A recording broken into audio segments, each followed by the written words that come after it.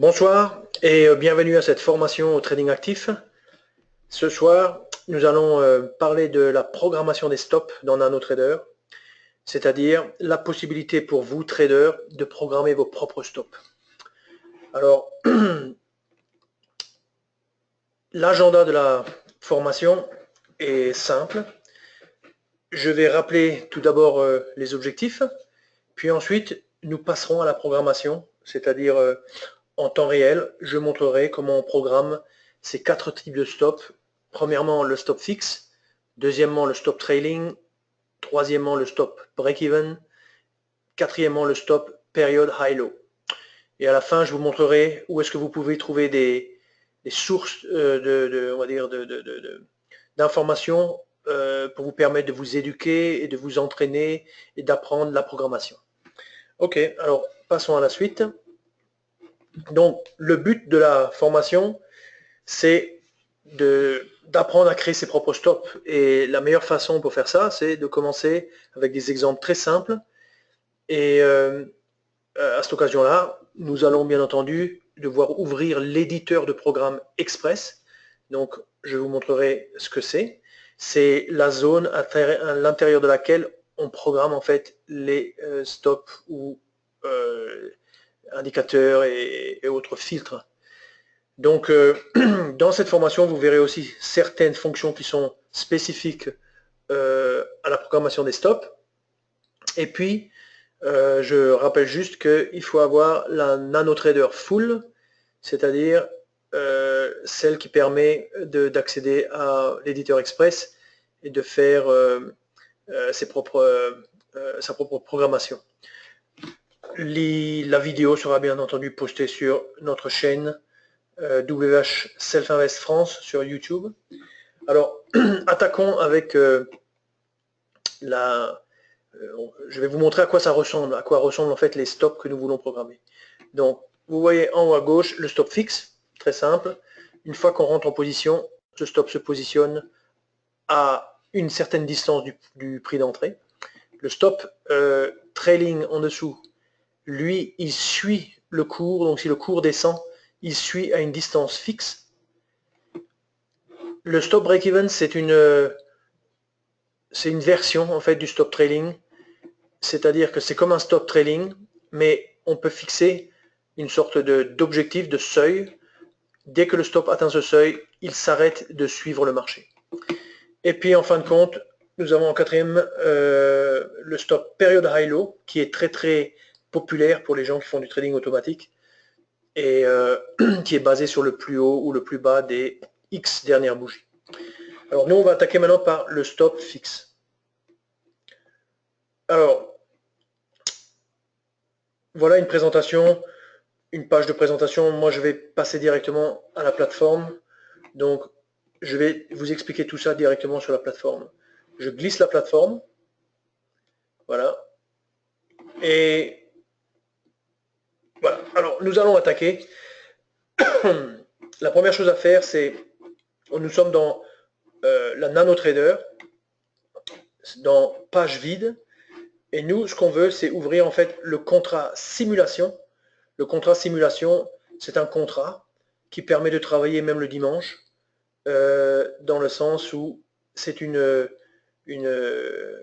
va dire un contrat fictif. Donc vous voyez le prix, il est aux alentours de 11 000, donc ça fait penser à un DAX. Donc c'est comme si on avait un petit peu un DAX devant nous. On s'est mis sur 10 secondes. Il faut attendre un petit peu pour que le graphique ou pour que la plateforme crée suffisamment de bougies, mais il n'y a pas de problème. Sur le côté, on voit le carnet d'ordre, comme lorsqu'on a un compte futur. On ne veut pas se faire distraire par ça. Donc, je vais le faire disparaître. Voilà. Nous devons choisir le compte Paper. Donc, le compte Paper, c'est un compte papier, c'est-à-dire un compte de simulation. Il est en bas. On n'a pas besoin de le garder ouvert. On clique sur le bord orange pour fermer sa fenêtre. Et maintenant, sur la gauche, ce que nous faisons, c'est nous allons sur le bouton qui permet d'ajouter des indicateurs. Alors ce que je vais faire, c'est juste, je vais activer en fait ces deux petits boutons ici.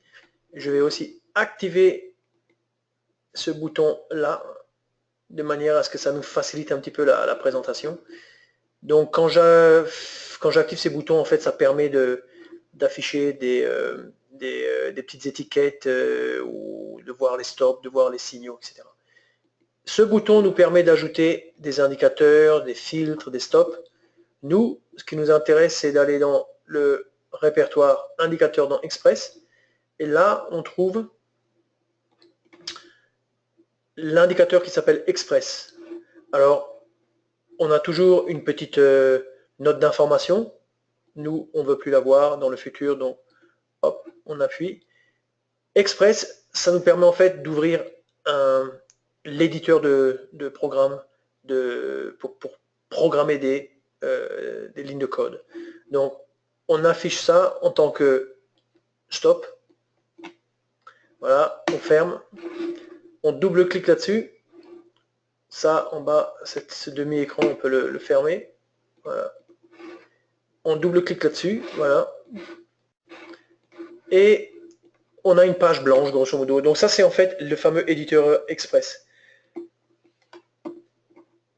Alors, on va attaquer directement la programmation. Mais juste avant ça, je vais quand même expliquer quelques rudiments en termes de logique avant de se lancer dans la programmation. Donc je retourne en fait sur la page, voilà, sur ma page de présentation. Et je passe à la page suivante. Voilà. Alors, un stop fixe. Concentrons-nous maintenant sur un stop fixe. Qu'est-ce qu'un stop fixe? Alors, il y a un petit raisonnement à maîtriser. C'est ça qui va nous permettre d'écrire notre programme. Donc, la première chose à se poser comme question quand on travaille avec des stops, c'est: sommes-nous en position longue? Oui ou non? Si on est en position longue, dans ce cas-là, deux possibilités. Sommes-nous à la première barre? La première barre ou la première bougie, c'est la bougie ou la barre dans laquelle on ouvre la position. Rappelez-vous que si vous avez un graphique en 60 minutes, vous pouvez tout à fait être à la 12e minute des 60 minutes. Donc vous ouvrez à l'intérieur d'une barre. Vous voyez? Et si vous n'êtes pas dans la première barre, eh bien vous êtes dans les barres suivantes, c'est-à-dire ce qui est un cas différent. Alors ici, lorsqu'on est dans la première barre, on positionne son stop 30 ticks sous le prix d'entrée. Et si on n'est pas dans la première barre, on garde en fait la même valeur de stop. Et de cette manière-là, on aura construit un stop fixe. Et de la même manière, lorsqu'on est en position short, c'est exactement le même raisonnement. On est short. Est-ce qu'on est dans la première barre? Oui. Donc je positionne le stop. Et puis, quand je suis dans les barres suivantes, je garde la même valeur. Si je ne suis pas en position, le stop de toute façon est inopérant. Donc, il n'y a pas de problème pour nous. Donc, on revient maintenant sur notre plateforme. Alors, cette dernière, il faut que je l'affiche. Voilà, elle est là. Donc, voilà, nous avons notre programme, enfin notre éditeur de programme qui est ouvert. On peut le positionner où on veut. Hein. Voilà. Et maintenant, on va commencer à écrire. Alors, vous pouvez regarder ou vous pouvez écrire avec moi. Je vais écrire pas trop vite. La première chose, c'est vous tapez Express. Express et un espace. Puis, vous tapez Stop et un espace. Express, espace Stop, c'est ce qui va permettre à l'éditeur de programme de reconnaître qu'on a affaire ici à un stop. Si on avait affaire à un indicateur, on ne mettrait pas Stop. On mettrait juste Express et à la suite le nom de l'indicateur. Alors moi, l'indicateur, je vais l'appeler mon stop 1. Et puis, sur le côté, j'ai envie de mettre une petite annotation, donc //. Et vous voyez que le slash apparaît en vert. Et là, je peux mettre un commentaire. Stop fixe. Cette première ligne étant faite, je descends et je vais maintenant attaquer la description des variables qui nous sont utiles pour rédiger notre programme. Alors, les variables, ça a un nom dans l'éditeur de programme, VARS. Donc je tape VARS, je descends. VARS, ça veut dire variable. Et là maintenant, je vais définir la première variable, c'est-à-dire la fameuse distance des 30 ticks. Cette variable, c'est une variable qu'on peut modifier de l'extérieur. Ça s'appelle input en informatique, I-N-P-U-T. Je me positionne en dessous et je vais maintenant donner le nom de cette variable. Alors, il faut toujours mettre un signe $. Quand on définit un input, et D'-I-S-T-A-N-C-E, la distance, ou distance initiale. Je vais laisser le mot distance. J'ouvre la parenthèse, et je vais taper 3 valeurs. Alors les 3 valeurs, je vais les taper et je vais vous expliquer ce que c'est. 0, 100, 30. Je ferme la parenthèse, et je mets un point virgule. En mettant un point virgule, j'arrête en fait la définition des variables de type input. Les 3 valeurs sont dues au fait que NanoTrader permet de faire des optimisations, du backtesting avec des optimisations. Et dans les optimisations, on définit toujours une variable avec un minimum et un maximum, parce qu'on est dans l'optique de faire varier la valeur de la variable entre 2 valeurs. Donc ici, dans notre cas, je mets 0, 100 et je positionne 30. 30, c'est la valeur par défaut. C'est la valeur initiale. J'ai besoin d'une autre variable numérique de type numérique. Je vais l'appeler stop level. Stop level, ça veut dire niveau du stop. Et numérique, c'est en fait, c'est comme une case dans laquelle on met une valeur. Donc, quand on ne spécifie rien du tout, cette valeur, elle est par défaut à 0. Si je voulais lui donner une valeur différente de 0, je ferai ça. Mais je ne vais pas le faire. Je descends et j'ai en fait terminé avec la définition des variables. Donc maintenant, je passe à la phase de calcul. Calculation. Calculation, bon, terme anglais, calculation. Et maintenant, j'ai en fait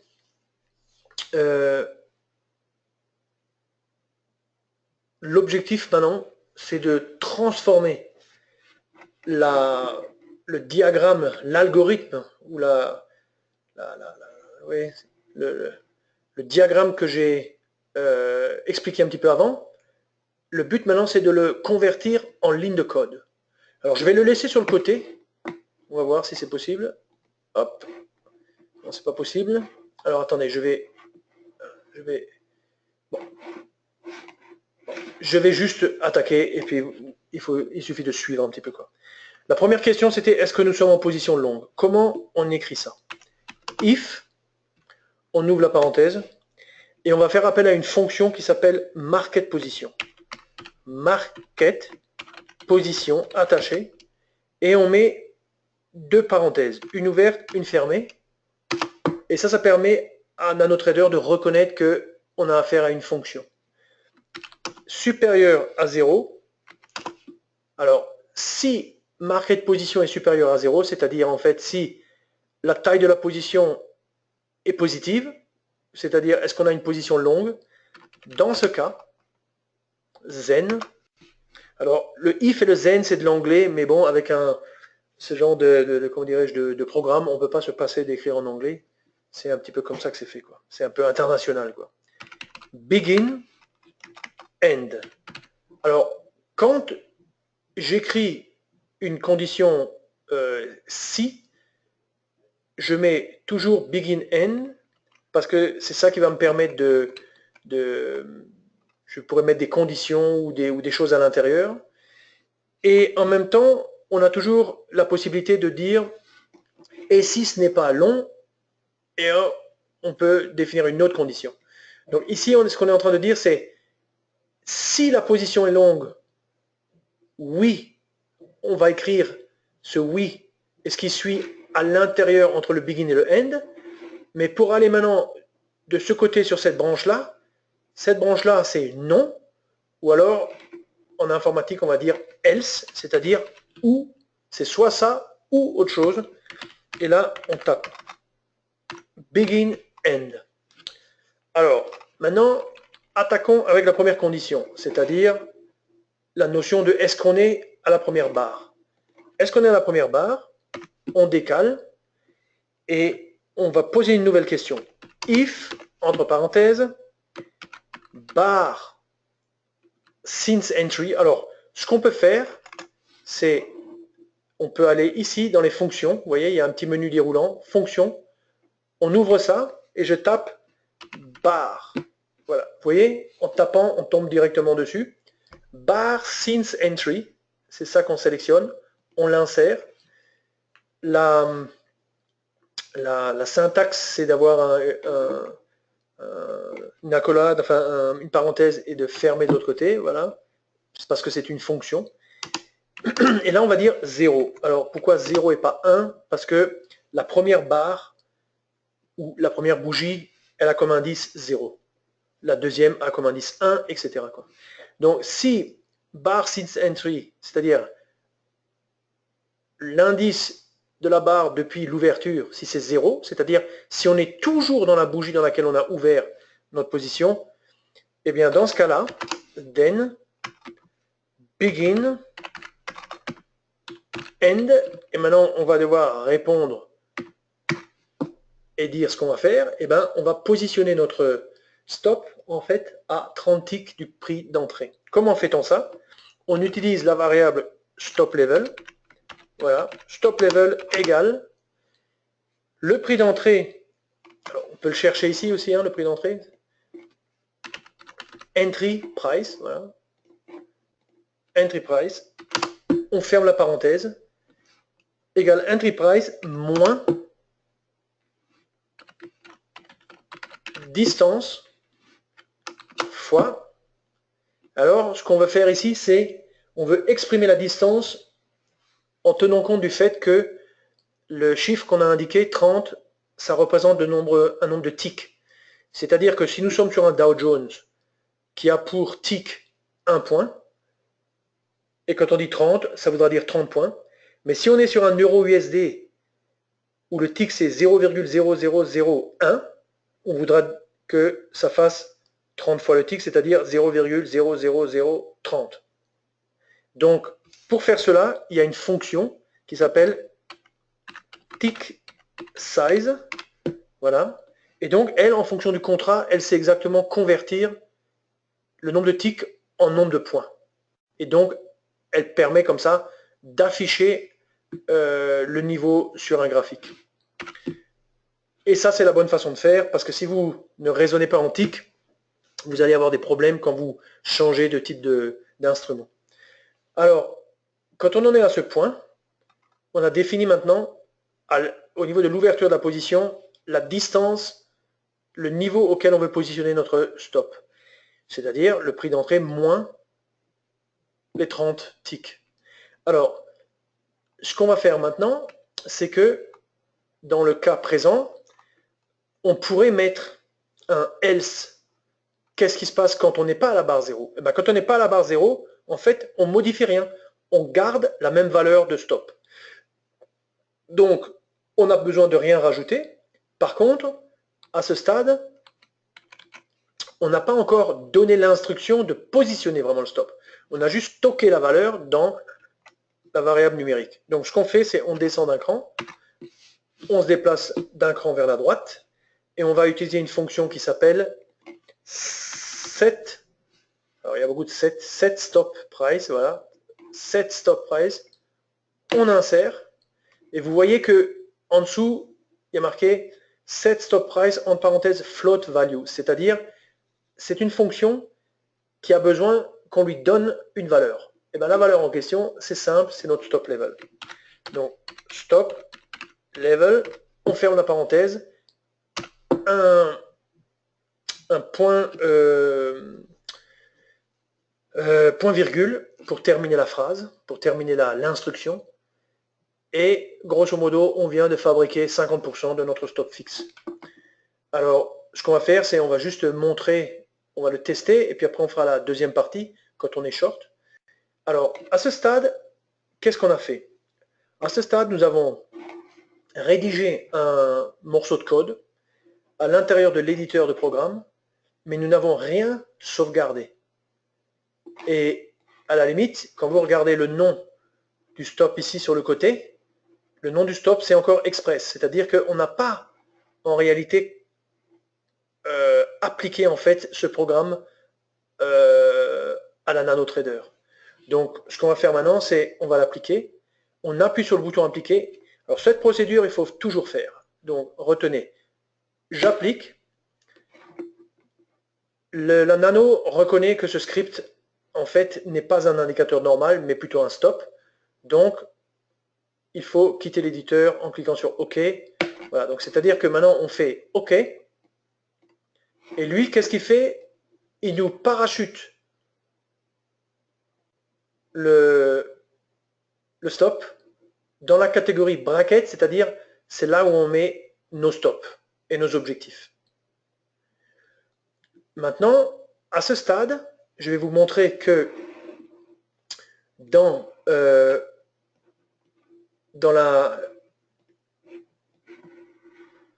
à ce stade, il faut bien voir que dans Documents, vous avez NanoTrader, puis dans NanoTrader, vous avez beaucoup de différents répertoires. Donc, nous, on est en train de fabriquer un indicateur de la catégorie Express. Donc, si je vais dans Express, et je regarde en termes de les derniers fichiers chargés, je vois que les derniers fichiers, c'est ce Ishimoku, mais on ne voit pas mon stop 1. Pourquoi? Parce que je ne l'ai pas encore sauvegardé. Je l'ai appliqué à la plateforme, mais je ne l'ai pas sauvegardé. Donc pour sauvegarder, ce qu'il faut faire, c'est mettre ça comme ça aussi. Donc pour appliquer, je double-clique dessus, donc je l'ai rouvert, et maintenant je vais taper enregistrer. Et quand je tape enregistrer, vous allez voir que ici va apparaître en fait notre fichier. J'enregistre, et vous voyez que ici, notre fichier est arrivé à 18h21, 18h21. Donc, pour éviter de faire du travail et que le code disparaisse dans la nature, il faut suivre cette procédure. Je répète, j'applique, je fais OK, je double-clique, je sauvegarde, je remplace OK. À partir du moment où j'ai fait ça une fois, nous avons maintenant un fichier texte, je double-clique dessus, il est là, c'est exactement ce que nous avons programmé. Ce code ici a été rajouté par la Nano. Ce code permet en fait, ultérieurement, si vous voulez un jour encrypter, distribuer votre travail, ce code sera utile aussi pour vous permettre d'accéder en tant qu'abonné de la plateforme ou pas abonné, etc. Donc je mets maintenant ça, je vais fermer ça. Je reviens donc sur le graphique. Alors, nous sommes maintenant avec une simulation, un contrat de simulation qui a suffisamment de barres. Je vais le mettre sur le mode TradeGuard plus AutoOrder, c'est-à-dire la gestion automatisée des stops. Sous-entendu, j'ouvre une position et lui, il me positionne un stop. Alors, si je dis par exemple, pour tester notre stop, je dis Buy, j'achète, j'ai mon ticket qui est là, j'achète. Alors, qu'est-ce qui se passe? On voit le point d'entrée. Ce point d'entrée, on le voit parce que justement, j'avais cliqué sur ce bouton. Ça, je vais une fois le déplacer ici. Ce bouton permet d'afficher le plus 1 qui est bien utile. Comme ça, ça nous permet de voir à quel niveau de prix on est rentré. Et vous voyez que le stop est positionné à 11 022. Le prix d'entrée est 11 037. Un rapide calcul. Alors, ce contrat, il a un tick de 0,5, comme on peut le voir dans le carnet d'ordre. Vous voyez, 44, 43, 43,5, etc. Le prix bouge tous les 0,5 points. Et de ce fait, 30 ticks, c'est 30 fois 0,5 égale 15 points. Nous sommes rentrés à 37. On positionne notre stop en dessous. 37 moins 15 égale 22. Donc, c'est parfait. Tac, on a été stoppé. La position est clôturée. Alors maintenant, ce qu'on va faire, c'est on va positionner le stop. On va le programmer pour la partie, la deuxième partie. La partie quand on est vendeur. Alors, je double-clique. Le stop apparaît. Je vais copier ce paragraphe. CTRL-C. Je vais à l'intérieur entre le begin et le end. Je fais 2 espaces. Je me positionne au milieu. Comme ça, j'identifie bien le morceau de code. Je l'applique. Alors ce morceau de code, il est de bon ton, si on veut être efficace, de le déplacer pour respecter un petit peu la règle qui est que après begin, on décale toujours avec le bouton tab d'un tab, grosso modo. Donc c'est ce qu'on va faire ici. Donc le if, on le déplace, le begin, on le déplace, if, begin, hop, hop, hop. Et maintenant quand vous regardez, vous voyez que on est bien positionné par rapport au begin end ici. Alors maintenant, réfléchissons 2 secondes. Qu'est-ce qu'on est en train de faire? On est en train de faire cette partie-là. C'est-à-dire, si la position est en fait négative, c'est-à-dire si on est short, dans ce cas, si on est à la première barre, on positionne le stop au niveau du prêt d'entrée, plus la distance. Plus la distance. Et notre stop est positionné à travers cette instruction sur le graphique. Alors, on peut éliminer le petit blanc ici. Voilà. On élimine le blanc ici. Voilà un bon programme. Il est terminé ce programme. On va pouvoir le tester. Vous voyez qu'il ne tient pas plus, il ne fait pas plus que ça. On a bien compris la structure. Alors, dans un cas comme ça, qu'est-ce qu'on fait? On applique, bien entendu. Et là, maintenant, on peut juste enregistrer directement. Parce que qu'est-ce qui va se passer? Notre fichier Express, qui est encore avec le code précédent, maintenant, on va écraser ce code et le remplacer par ce code. Donc, je fais yes et puis le tour est joué. Je ferme parce que j'ai envie maintenant de tester ça avec un trade. Donc, la nano, hein, clic droit sur la souris, je positionne. Je resserre un petit peu ici. Avec la molette, je resserre un petit peu l'échelle. Et ce qu'on va faire, c'est, pour aller plus vite, ou non, on va laisser le ticket on va laisser le ticket. Donc, je fais quoi? Je fais un -1, sell. Voilà. J'ai le ticket, je fais OK, et vous voyez que le stop est positionné. Alors, ce stop, il est positionné à 68,5. Refaisons le petit calcul. 53,5 plus 30 ticks, c'est 15 points. Ça fait 68,5. Donc, le calcul est juste. Et grosso modo, le tour est joué. On a un stop fixe qui est positionné automatiquement sur la plateforme. Alors, ce que nous allons faire maintenant, c'est de passer à l'étape suivante, c'est-à-dire le stop trailing. Donc, je vais vers un petit...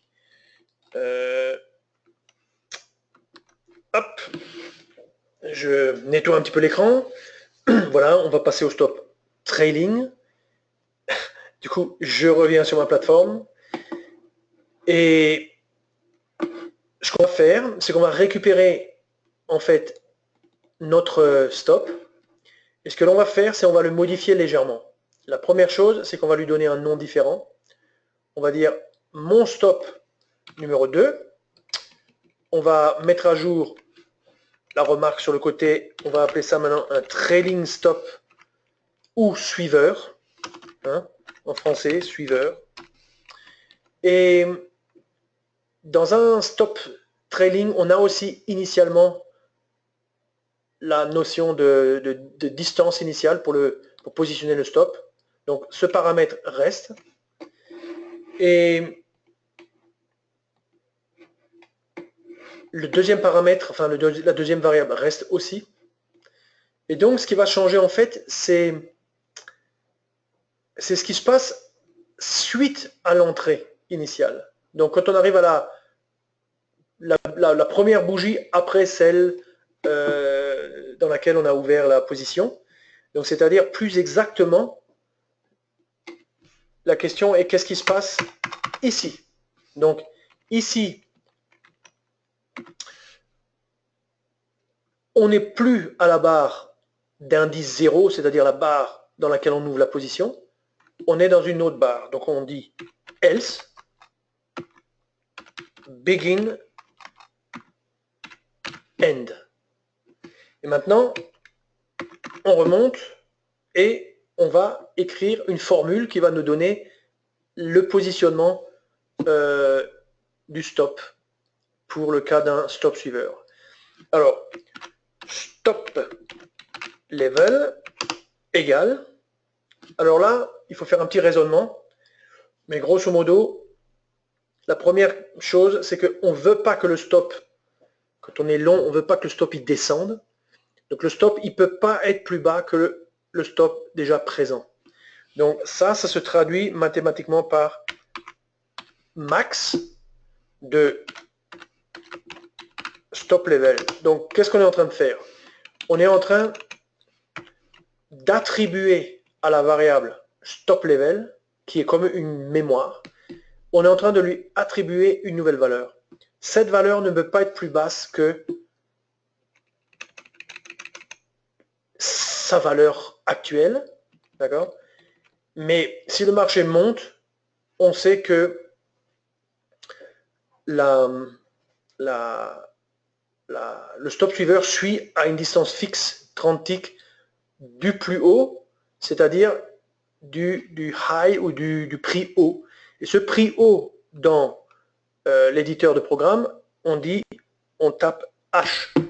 On pourrait faire ça, mais H c'est plus court, on a la possibilité de le faire, alors on le fait. H moins la distance fois les ticks. Donc on peut récupérer ça en fait au-dessus. Voilà. CTRL C, CTRL V, V comme Vénus. Voilà. Et bien entendu, on doit demander à la plateforme de positionner le stop, ce qu'elle fait à travers l'instruction set stop price. Donc voilà, c'est fait. 50% du stop trailing ou même 3/4 du stop trailing est fait. Donc maintenant, attention, on a changé de nom, on a l'ancien nom ici, on ne veut pas écraser l'ancien programme. Alors qu'est-ce qu'on fait? C'est comme un petit peu avant. Première chose, on applique de manière à ce que sur le côté gauche, on voit bien maintenant mon stop avec un 2. Donc j'applique, voilà. Ah, alors là c'est très intéressant. Pourquoi?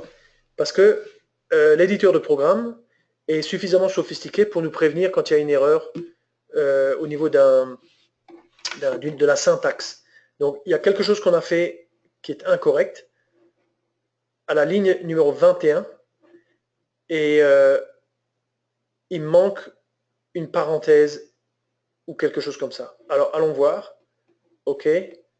Donc la ligne 21, c'est de toute façon ici que nous avons travaillé. La ligne 21, c'est celle-ci. Si on voulait la retrouver, la ligne 21, on tape 21 ici. En bas, on fait OK. Hop, il nous positionne le curseur, on sait que c'est là. Donc ici, vous voyez, on a fait max, on ouvre la parenthèse, on a un élément, virgule, un autre élément, et on n'a pas de parenthèse pour fermer, donc ça c'est le problème. Donc vous voyez, même moi je me fais attraper, mais c'est pas grave, il faut un petit peu de concentration, et de toute façon c'est jamais bien compliqué, une parenthèse, un point virgule, on applique, la plateforme accepte, donc maintenant qu'on a appliqué, on presse sur OK, et vous voyez que ici maintenant le numéro a été changé, donc le programme est bien a le bon nom, mon stop numéro 2. Par contre, au niveau de notre répertoire express, on n'a pas encore enregistré dans notre répertoire mon stop 2. C'est ce qu'on va faire maintenant. On double-clique pour l'ouvrir, on fait enregistrer, et maintenant vous voyez, tac, il est apparu. Alors, ce qu'on fait maintenant, c'est, on le teste, donc on fait OK. On a besoin de faire un trait de long. Donc, alors on va le positionner un petit peu plus bas. Alors il y a deux possibilités, soit on va ici et on change et on met par exemple 60, ou alors on va directement sur l'écran et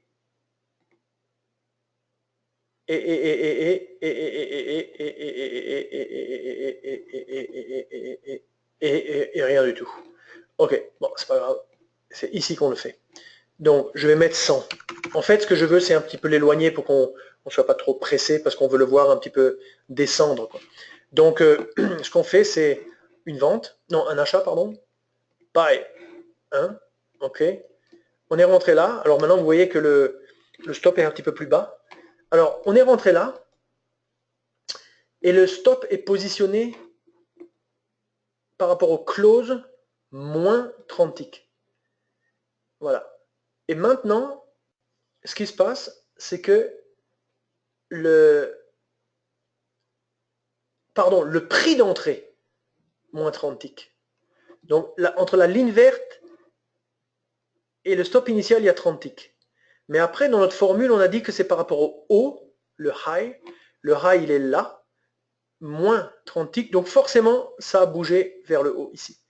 Et puis, tant que le high monte, ce qui est le cas, eh ben, grosso modo, le stop, il suit de façon mécanique, comme on le voit ici, quoi.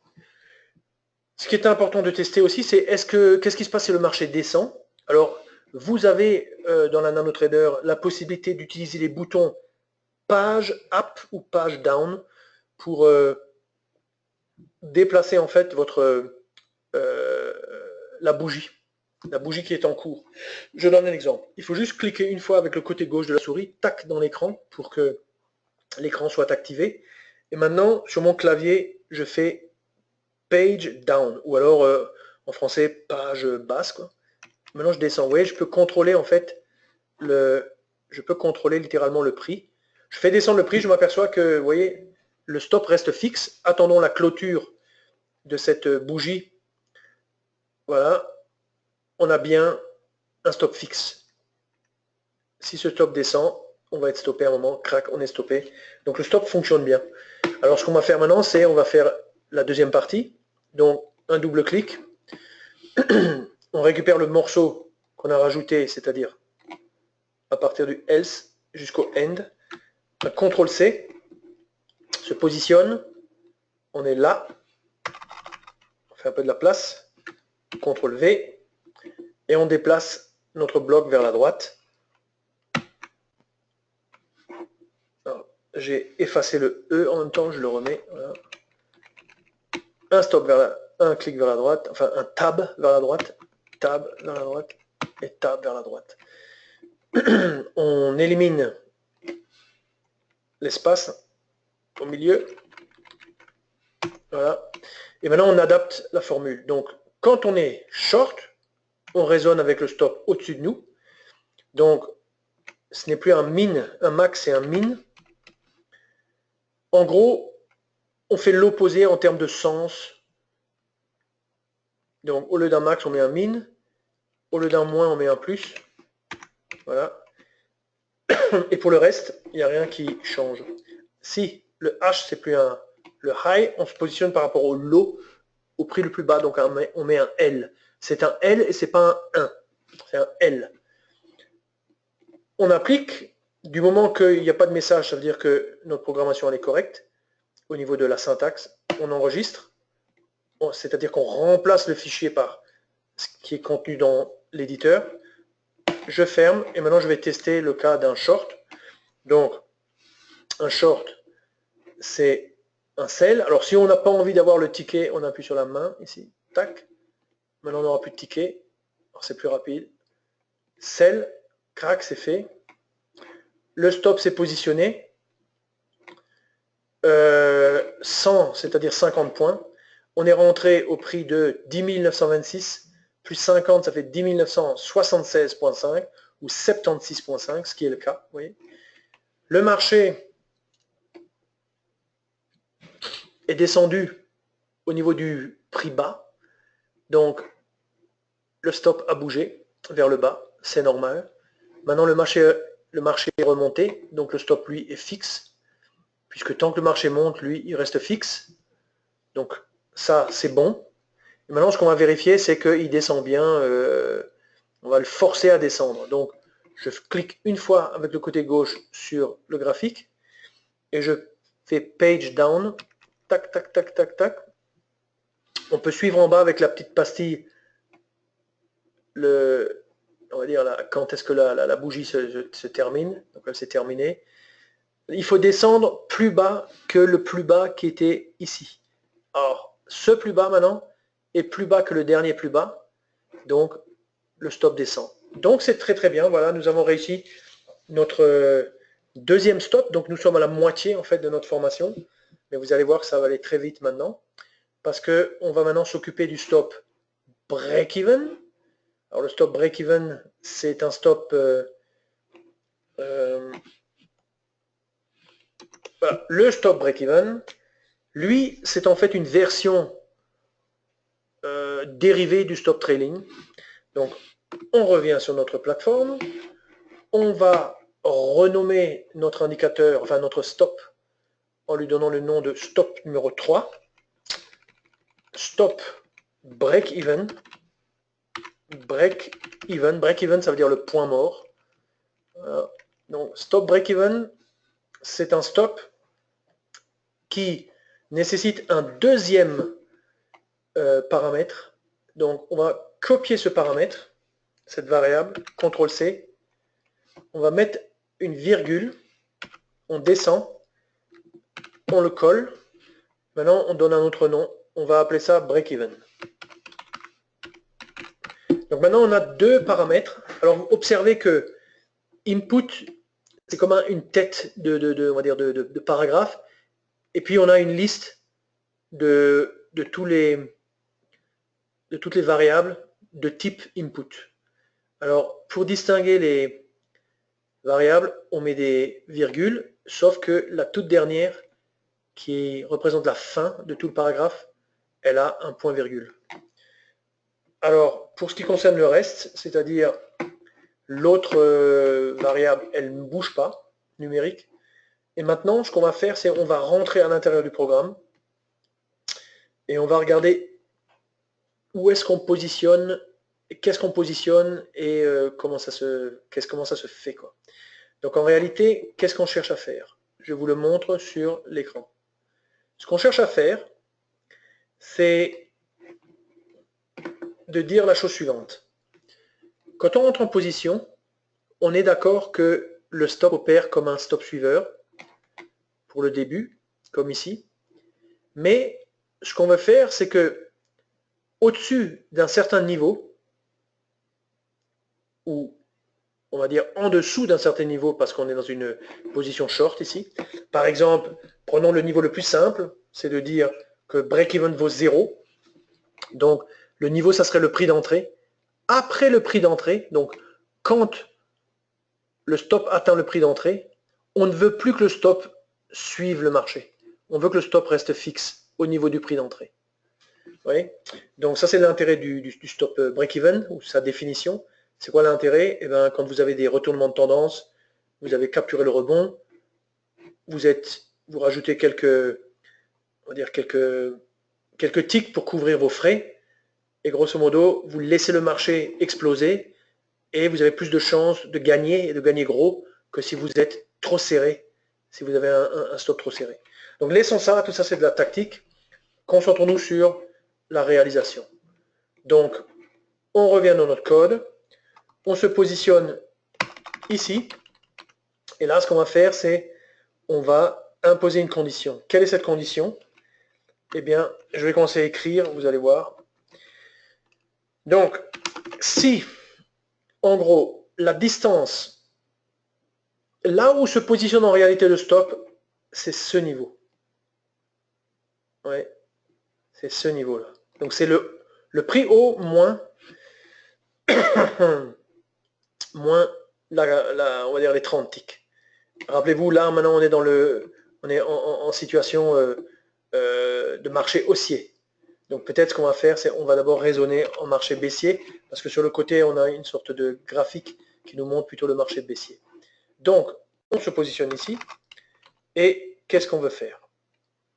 Ce qu'on veut faire, c'est, on veut que si le niveau du stop est plus bas que le seuil en question, eh bien, la valeur sera fixe. Donc, on veut donner en fait une valeur différente au stop level, quoi. Donc, ce qu'on va faire, c'est le stop level a été défini précédemment, mais nous, on va imposer une condition qui écrase la condition précédente dans certains cas. Alors, j'attaque. On ouvre encore la parenthèse. Le prix bas, le low, plus distance fois tick size. Donc, je récupère distance fois tick size. Hein, je dis en fait le low plus distance fois tick size. Voilà. En parenthèse, si ce niveau qui correspond au stop suiveur est inférieur strictement, alors à quoi? Eh bien au prix d'entrée,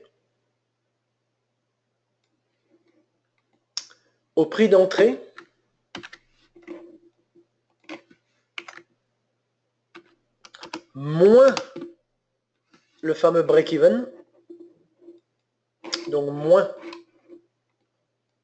le facteur break-even, fois tick size. Alors, méfions-nous des parenthèses. Donc, ici, on a une parenthèse, donc il faut mettre une autre parenthèse. Et puis, d'un autre côté, on a la parenthèse ici, donc il faut mettre encore une autre parenthèse. Alors, dans ce cas, on change la valeur. Alors, moi, je tape toujours begin end, comme ça, j'oublie jamais le end. Et puis maintenant, on va remplacer la valeur. Et bien, dans ce cas-là, qu'est-ce qui se passe? Eh bien, quand, regardez la souris, quand le stop suiveur descend en dessous du niveau prix d'entrée moins break-even, eh bien la valeur va devenir prix d'entrée moins break-even. C'est-à-dire, en fait, le stop level va devenir égal à prix d'entrée moins break-even. Hop, hop, hop. On applique.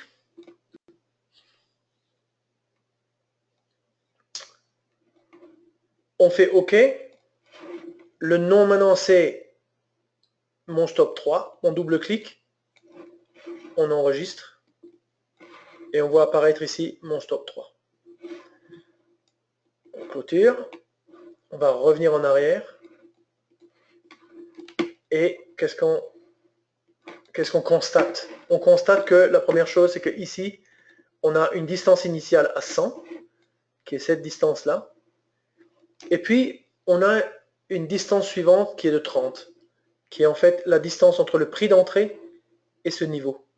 Donc si je bouge, je réduis par exemple cette distance, vous voyez que mon stop, en fait, il remonte. Et dans l'absolu, je peux mettre 0. Dans ce cas, à partir du moment où j'arrive au prix d'entrée, le stop reste fixe. Là, ça illustre exactement l'intérêt du break-even, c'est que si vous êtes assez confiant dans vos signaux, vous pensez que le signal, ou que si le marché descend, il risque d'avoir du potentiel pour descendre plus, vous couvrez votre risque initial, vous dites, je rajoute, je ne sais pas moi, 5 ticks pour couvrir mes coûts, mes frais, mon spread, etc. Et maintenant, je laisse aller le marché. Si le marché remonte, comme ici, si j'avais laissé le stop suiveur, j'aurais été tué. Ici, je capture beaucoup plus. Donc, à un moment, il faudra bien aussi clôturer la position. Mais disons que ça, c'est un petit peu l'intérêt du stop break-even. Alors, à ce stade, il faut complémenter. Donc, on reprend. Alors, déjà, on élimine le blanc. Voilà, le blanc est éliminé. On saisit ce morceau. CTRL C. Se positionne au milieu. Voilà. Alors là, il ne faut plus reculer. On recule. 1, 2, 1, 2. Le blanc, pour le moment, on le laisse, qu'on voit bien. Voilà. Alors, il faut faire le contraire. Donc, si le high moins la distance par rapport au tick, la distance fois les ticks, est supérieure au prix d'entrée plus break-even fois tick size, alors le stop sera égal au prix d'entrée plus break-even fois tick size. On fait un essai, on applique, on enregistre, on ferme, et on va se positionner à la hausse. Alors, comme on est en position, on n'a qu'à faire un retournement de situation, un reverse, hop, on retourne, et ça c'est l'avantage du trade guard plus auto-order, c'est que lui, il positionne tout de suite le stop. Alors, on est en situation de quoi ici? On a une distance initiale de 100. Donc, le marché, initialement, qu'est-ce qu'il a fait? On est rentré, il a positionné par rapport au prix d'entrée de 10 813, donc moins 100 ticks, c'est-à-dire 50 points. 813 moins 50, ça fait 763,5. Donc ce niveau-là, c'est 10 763,5. On peut vérifier. Hop, 63 points, etc. Donc c'est bon. Et puis ensuite, comme il est basé sur le plus haut, ben le plus haut, il était plus haut que le prix d'entrée, donc ça a bougé. Maintenant, c'est en train de descendre. Nous, on veut qu'il monte pour pouvoir vérifier que ça fonctionne. On a un break-even à 5, c'est-à-dire 5 points, c'est 2 points, 5 ticks, c'est 2 points et demi. Donc, voilà. Si lui clôture, ou même sans clôturer, du moment que le plus haut dépasse ce niveau, ça va faire déplacer comment dire, il faut déjà passer au-dessus du dernier plus haut. Le dernier plus haut, c'était ici. Donc ça, c'est ce qui est en train de se passer là.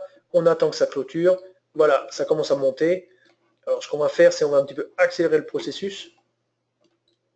Donc, page up. Hop, hop, hop, hop, hop. Hop, hop, hop. Donc on fait monter le marché. Et on constate, est-ce que notre stop suit? Voilà. Et là, le dernier petit bout, hop, hop, hop, et là, il devrait se positionner sur le niveau point d'entrée plus break-even. On regarde. Voilà. C'est ce qu'il vient de faire.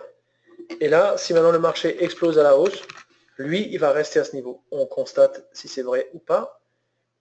Et c'est vrai. Donc, le travail est fait et il est bien fait.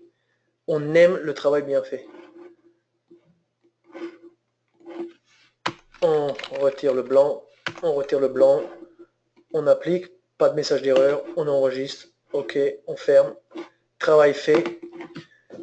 Pas de problème, quoi. Alors maintenant, on va attaquer le dernier stop. Quel est-il? Le dernier stop, c'est le stop. C'est le stop période high-low. Période high-low, c'est un stop qui est basé sur le plus bas des 5 dernières bougies ou le plus haut des 5 dernières bougies. Donc, on reprend notre programmation. On appelle ça 4. Stop période high-low. Voilà. Alors lui, en termes de définition, il a un concept de période.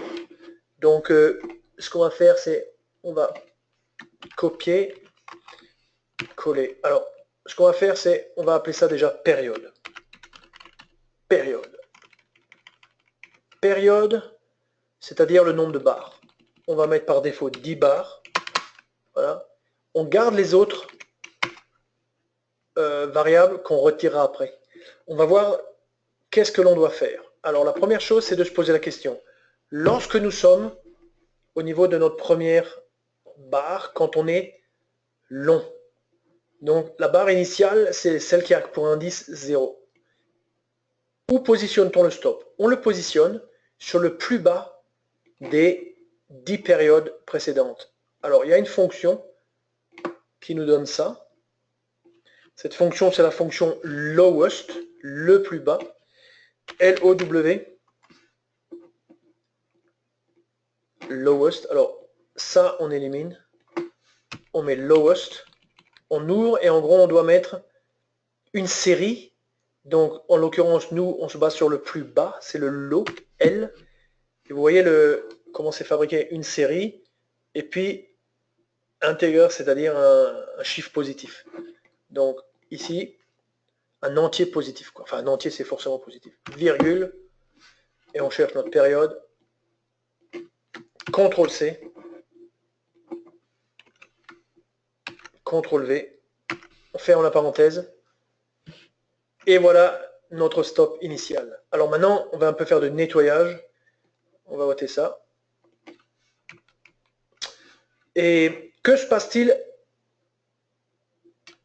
à la bougie suivante?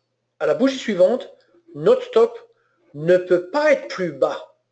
Donc il faut garder le max stop level virgule de toute façon. Et donc il va y avoir une comparaison entre le niveau actuel et puis le dernier plus bas pour les 10 dernières périodes qui nous est donné en fait par cette formule. Donc ça, cette formule on va la copier, on va la remplacer ici.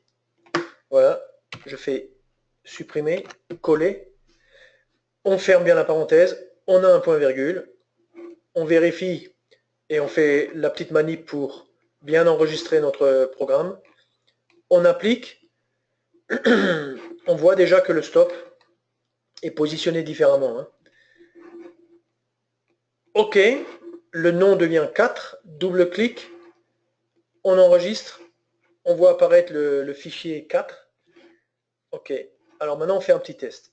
On ferme, on fait un petit test, on ferme tout, on va se positionner à la hausse.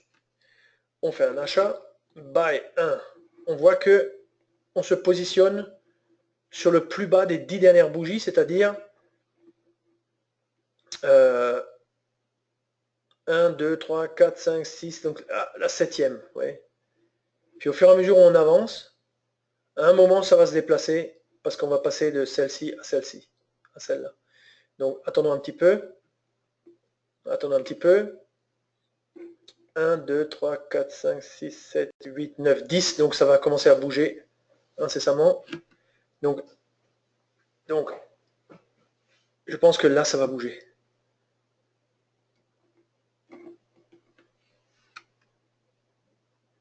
Voilà, ça a commencé à bouger. Parce que en fait, à la clôture de cette bougie, quand on 10, 1, 2, 3, 4, 5, 6, 7, 8, 9, 10. Donc à la clôture de la bougie, on part de la bougie précédente et on en compte 10. Si le marché se déplace latéralement, tôt ou tard on est stoppé. Si le marché fait une super accélération, dans ce cas, la bougie, plutôt le stop, va lui se déplacer latéralement. Il va se déplacer latéralement jusqu'à ce qu'il y ait 10 bougies avant de commencer à monter. Donc ça c'est superbe quand on travaille sur des retournements de tendance et ça permet aussi de laisser le marché respirer parce que si le marché redescend comme ça, si on avait un stop suiveur, on serait mort. Vous voyez, le marché redescend et puis il remonte quand même finalement. On attend la clôture. Voilà, il remonte quand même. Votre stop, lui, il reste en bas. Donc, vous économisez, je dirais, vous épargnez une sortie prématurée. Et ces stops sont vraiment importants ils ont un impact stratégique très important. Donc maintenant, on va compléter notre programmation. Voilà. Donc, on copie. Alors, retirons le morceau déjà qu'on avait retiré précédemment. C'était la condition pour le break-even. On retire ça. Maintenant, ici, toute cette partie-là, on va la remplacer. Ici, le raisonnement est inverse. Highest du haut et pas du bas. Et pour la période, et on a un point de virgule. Puis, on garde la structure ici. Le stop ne peut pas être plus haut que ce niveau-là. Et ce niveau-là, on doit le remplacer. Et on doit mettre highest high. CTRL-C. CTRL-V. On vérifie. Pas de problème. Pas de message d'erreur. On sauvegarde. On ferme. Et vous voyez, on est en train de monter et notre stop il est encore très très bas. Donc ça c'est l'intérêt de ce genre de stop, quoi. Alors maintenant, bon, nous on va provoquer, on va retourner notre position. On va retourner notre position et on va mettre notre stop. On va le régler non pas sur 10, mais sur 5. Ah, vous voyez, on s'aperçoit en tout cas d'une chose, c'est que il nous reste deux variables qu'on doit éliminer. On double-clique. On reprend à partir du point virgule, on remonte jusqu'à la virgule, on élimine, on applique, on enregistre, yes, le tour est joué. Retournons à la position. Retournons à la position. Donc, on retourne à la position. Voilà. Alors le stop, il est positionné là, sur le plus haut. Donc attention, assurons-nous qu'on descende bien. Voilà, on descend bien. Le stop est positionné sur le plus haut, c'est normal. Et on attend un petit peu. On a pris 5 bougies cette fois, donc ça devrait être beaucoup plus rapide. Le marché remonte, notre stop est toujours fixe. Et voilà, le marché descend. Donc à partir du moment, il nous faut 5 bougies, quoi. 1, 2, 3, 4. Il nous faut encore une bougie, et alors à la prochaine, ça va commencer à descendre. Et le prochain prix plus bas, ça va être... Voilà. Donc ce niveau correspondait en fait à cette bougie-là. Ce niveau correspond à la bougie rouge. Et le prochain, ça sera ce point-là. Voilà. Donc notre stop est bien programmé. Alors, nous sommes arrivés au bout de la présentation. Je vais vous afficher la dernière page. Voilà. Donc, la dernière page, la voilà. Alors, ressources éducatives. Donc ça, c'est pour vous. J'espère que vous vous êtes aperçu à travers cette formation que ce n'est pas si difficile de programmer. Quand on a, notamment avec une bonne formation comme celle-ci, où le programme est très structuré, il n'y a pas tellement de liberté, donc c'est quand même relativement... c'est plus facile à comprendre que si je vous montrais une programmation d'indicateurs. En tout cas, il y a sur notre site 42 films en français. Il y a des cours, des exercices. Vous faites tous les films, vous visionnez tous les films, vous faites des exercices, vous savez aussi programmer. On a un manuel des fonctions. Le manuel des fonctions, c'est justement l'explication. Alors, je vais quand même vous montrer... je vais vous montrer quand même où ça se trouve, toutes ces choses-là. Donc, je passe ici. Je vais sur la page client. Mais vous pouvez y accéder même si vous n'êtes pas client. Je vais sur CFD par exemple. Et là, je vois en fait film vidéo programmé avec Express. Donc ça, ce sont des films qui ont été fabriqués par un client à nous, passionné par la nano, passionné par le trading. Et il a fabriqué ces vidéos avec vous verrez, hein, des choses de base, mais c'est très puissant, très clair, et franchement, si vous vous donnez un peu de mal, vous arriverez aussi à faire vos premiers pas, et puis après, c'est une question de pratique, hein. Donc, le deuxième élément que je voulais vous montrer, c'est le manuel. Manuel des fonctions, ici. Manuel des fonctions.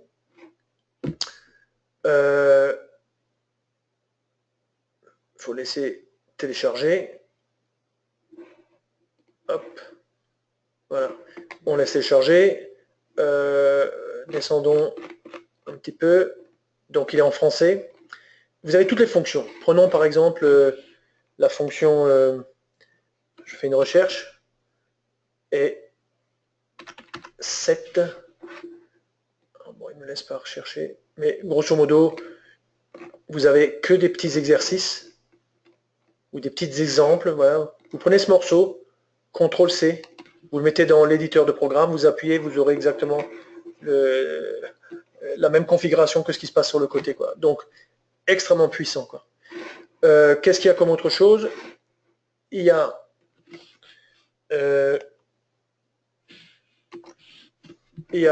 la chaîne YouTube, je vous laisse la trouver. Tout ce qui commence par formation, ça concerne NanoTrader et ça concerne Express.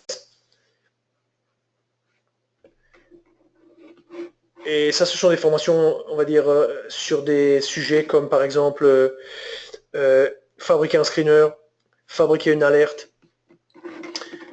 Vous avez le forum de SelfInvest. Il faut aller sur notre site. Vous avez une partie NanoTrader Express. C'est bourré de choses intéressantes. Des clients, nos réponses, les réponses des clients, etc. Vous avez dans la plateforme des indicateurs qui sont ouverts. Vous pouvez voir le code.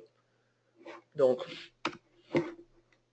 si vous allez dans la plateforme, vous allez dans les indicateurs Express, et là vous voyez, par exemple, accélérateur, oscillateur, on le met dedans, je ferme, je double-clique et je vois tout le code, quoi. Ouais. Donc ça, c'est des ressources vraiment très intéressantes pour vous. Ça vous permet d'apprendre. Et c'est tout à fait... Enfin, c'est pratique, disponible, c'est super, quoi. Alors, nous avons terminé maintenant notre présentation. Donc, je vous remercie pour votre attention. Et puis, je vous dis bonne soirée et puis à la prochaine. Voilà, au revoir.